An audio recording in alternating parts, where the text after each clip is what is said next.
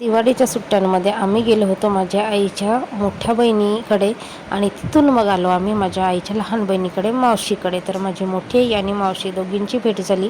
तर हे जे ठिकाण आहे देवरी, तर इथे माझं पूर्ण शिक्षण झालं. 5वीपासून ग्रॅज्युएशन वगैरे सगळं इथूनच कंप्लीट झालं आणि मी लग्नानंतर बऱ्याच वर्षानंतर जाते आहे ह्या ठिकाणी. आणि बऱ्याचदा मला बोलवतात पण मी कधी जातच नाही म्हणजे आपल्याला कधी वेळच मिळत नाही. ह्या वर्षीच्या दिवाळीच्या सुट्ट्यांमध्ये असं ठरवलं की माहेरी न जाता आपण 4 दिवस इकडे जाऊया आणि भेटीगाठी होतीलच, पण बऱ्याच दिवसानंतर गेलो नाही हा सुद्धा उद्देश होता. तर जे मंदिर आहे तर इथे आमच्या जवळपासच हॉस्टेल होता आणि नवरात्रामध्ये वगैरे किंवा काही कार्यक्रम वगैरे असतील ना, इतका लाऊडस्पीकरचा आवाज येत होता आणि नवरात्रामध्येच पेपर वगैरे राहतात ना आपल्या दिवाळीच्या आधीचे, इतका त्रास व्हायचा.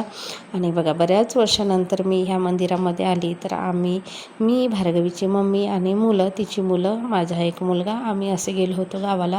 बऱ्याच वर्षानंतर भेट दिली ह्या मंदिराला. रात्रीच्या झाकीमध्ये वापरले जाणारे बरेच असे पुतळे होते देवांचे. तर इथे थोडासा फोटो वगैरे काढला, व्हिडिओ पण घेतली आणि मुलांना पण ओळख करून दिली. आणि मुलं तर ह्यात जो तोंड दिसते राक्षसीचा तिला बघून तर घाबरूनच गेले.